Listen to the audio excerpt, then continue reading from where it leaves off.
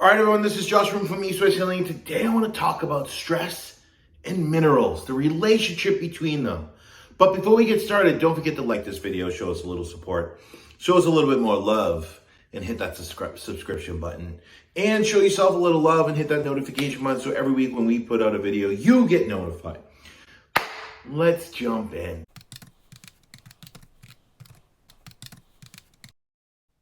Now, we look at things a little bit differently when it comes to minerals. Everyone thinks, well, okay, I'm low in minerals. No matter what lab you do, you should take these minerals. Unfortunately, that's not how we look at it. We look at it from a cause and effect relationship. As simple as that. Now, why are minerals so important? Minerals are so important because they regulate so many enzymatic reactions in the body. Some of them over 300. If you think of minerals like the keys to a car, you could have the most expensive car in your driveway, your dream car, whatever it may be, but you don't have the keys. How useful would that car be?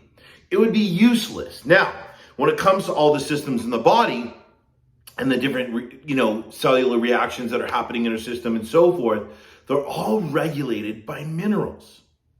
That's simple. The minerals are the key that turn the car on.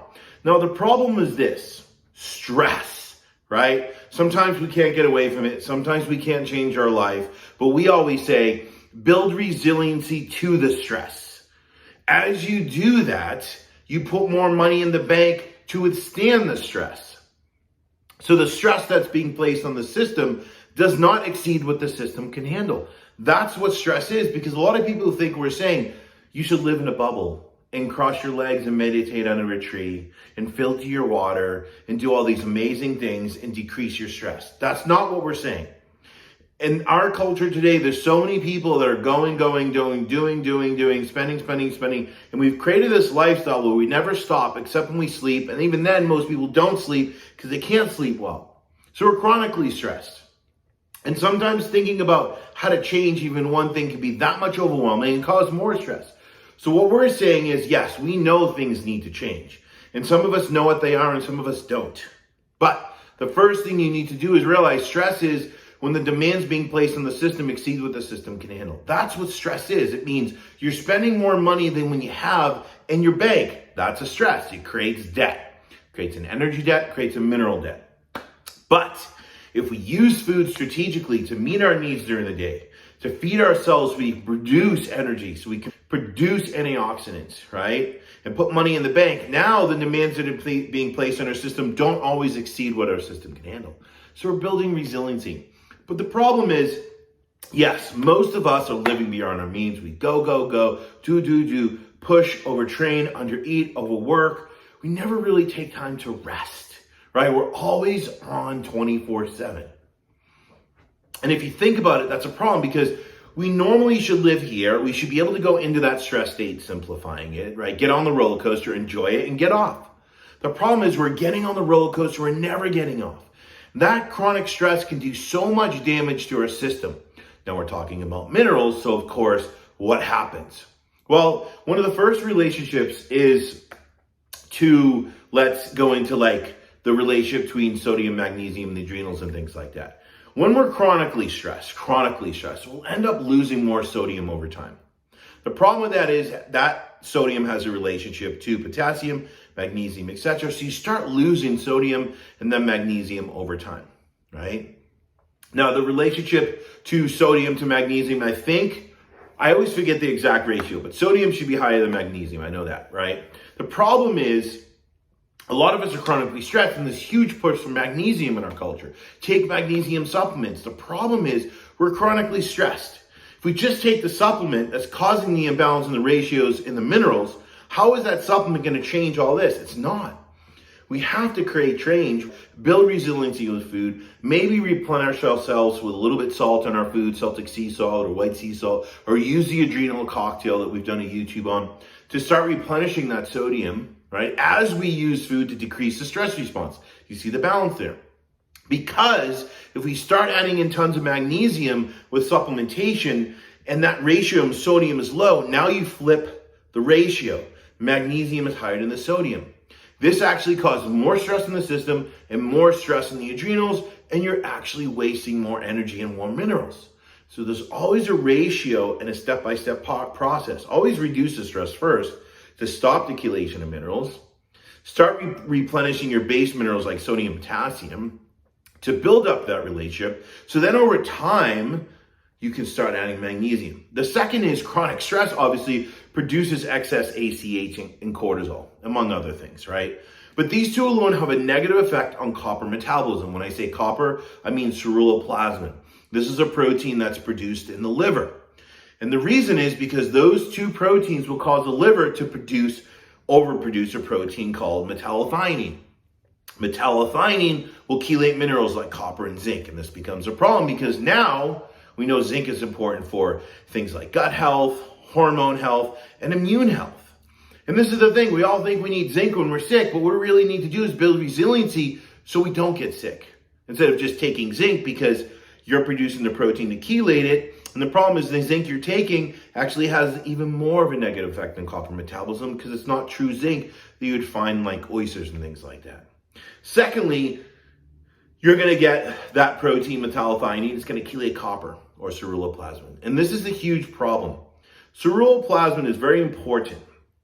And the way we kind of metabolize or use or produce, however you want to word it, ceruloplasmin is the liver stores copper, a protein, the TTR protein carries retinol, which is from animal tissue, like dairy, eggs, fatty fish, and so forth, organ meats, carries retinol, a protein, to the liver. So it can load copper into ceruloplasmin in the Golgi apparatus. Now, this protein, ceruloplasmin, is really important. We can call it bioavailable copper. That's the only mineral on this planet that's going to activate oxygen. And when you activate oxygen along with other minerals, thyroid hormone, and stored glycogen, you produce tons of antioxidants. Glutathione peroxidase, right? Everyone thinks they need glutathione. Support your body to produce it. Nature gives us what we need. We just have to support or use nature to support ourselves so we can produce it. So we produce glutathione peroxidase, cytochrome oxidase, catalase, superoxide dismutase. These are so important because they help us kind of fight reactive oxygen species and free radicals and all the things that are being produced through natural production of energy in the body and other recycling systems. The problem is when we're not able to produce energy through the use of ceruloplasmin or bioavailable copper and oxygen, thyroid hormone, glucose, etc., we're producing exhaust. And this is a problem because the more exhaust we create, the more inflammation we create, the more calcification we create, the more cell death we create, the more disorders, diseases, etc. we produce. So you can see how stress can lead us down this path where we're losing sodium, magnesium, potassium. We need to reduce stress first before we start plugging in all these magnesium supplements. Secondly, we affect cell energy production, right? And it's not about taking a copper supplement. No one should take a copper supplement, right? And it's not just about taking desiccated liver or eating liver. It's about using these foods strategically, all these metabolic proteins and carbs and fats during the day to meet your needs so you stop the stress response. That's the most important thing. When you do that, you stop losing sodium, potassium, magnesium. You stop producing metallothionein that chelates all these minerals that's going to have a negative effect on energy. And lastly, this relationship can affect certain relationships of minerals, right? There's a million different relationships, but some important ones to us, and most of this can be found in an HTMA, which is a hair tissue mineral analysis, is a relationship between calcium and potassium. Now, these are the two minerals that regulate thyroid hormone health. Keys to the car. Keys to the car. So when you look at an HTMA and this ratio is high, right, or even low, we know there's going to be altered thyroid metabolism or how the thyroid is working. Why? Because if calcium is higher than potassium, right, we know that anytime the body is stressed, this is basic physiology, your cells are naturally going to pull in more calcium. This becomes a problem. It's going to elevate your calcium in HTMA.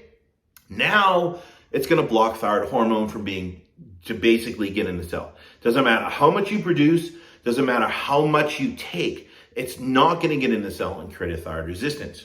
And these are the people that will say, no matter how much thyroid medication I take, my labs aren't changing or something like that. Now, if potassium's low, this becomes a problem because potassium plays a huge role on helping T3 to get in the cell, right? So we can produce energy. So when that ratio is off, we got a problem. And this can be thrown off because of stress. We lose potassium, the cells pull in calcium. Second is the relationship between sodium and magnesium. This is the adrenal keys to the car, right? We lose sodium, now we're flipping the relationship. This becomes a problem because the more minerals we lose, the adrenals lose their ability to regulate inflammation or help fight inflammation, help regulate our blood sugar, and help us regulate our blood pressure, right? And this is a very important relationship because one of the most important minerals you're going to lose first is sodium. And so many people have a really low Na to Mg relationship. That tells us that we have low resiliency. We've had a lot of stress. We don't have a lot of money in the bank, right? It's not about taking minerals first. It's about changing our life and changing how we're eating to meet our needs, to take the burden off the adrenals, to build our system up and put money in the bank. The last is calcium and phosphorus. Once again, we're stressed. Anytime there's stress at the cell level, we're not producing antioxidants. We're not producing energy. We're not putting money in the bank. We're producing exhaust, inflammation, calcification, and cell death. This becomes a problem, right? When that calcium goes up and we have a high calcium phosphorus ratio. This tells us that we had a little forest fire and we're keeping warm. Now we have a 500,000 acre forest fire. We know we're not metabolizing or we're not using bioavailable copper to activate oxygen, and we're not producing energy. And remember, copper always has an inverse relationship with iron. Why? Because copper is the mineral that helps us recycle iron in the 5 different places in our body. Panocytes, enterocytes, splenic cells, red blood cells, and I forget the last one, bone marrow. So, it's always inverse. So we know if we're not producing energy, iron saturation is going up in the tissues, we're getting that tons of inflammation, and we're not producing energy. So that shows us how big our forest fire is and how well or not well we're recycling iron in our system.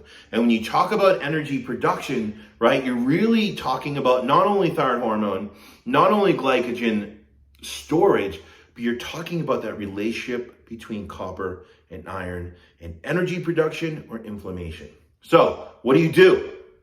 Well, most people are going to say, eat sodium, take magnesium supplementation, take potassium supplementation. We would never say that. What we say is this: the first thing you need to do, and this is why we created our RTN approach, Restoration Thyroid Nutrition, is eat in a way to meet your metabolic needs. Live in a way where you're at slowly over time to meet your metabolic needs.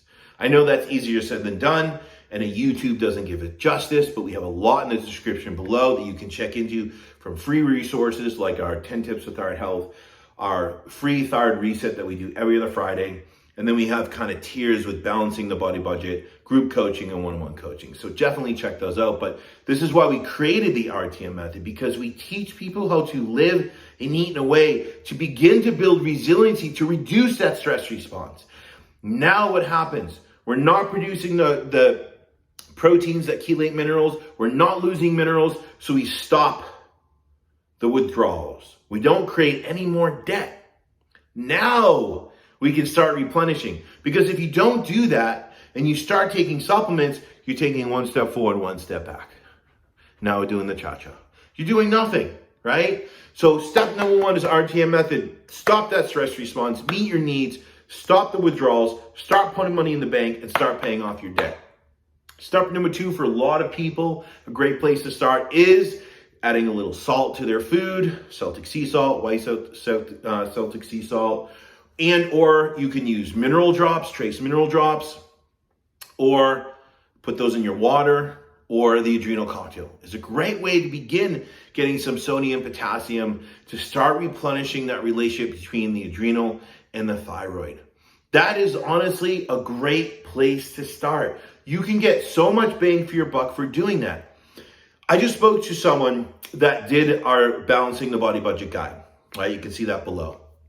It's a do-it-yourself guide, and she's always had thyroid problems, worked with so many practitioners, and I said, then don't work with another one. Just do this guide. If you follow it to a T, you'll get amazing results. And she emails and says, you know what? I followed your advice. I followed everything to the T. It's been 3 months, and I just got my thyroid values back, and they're the best they've ever been.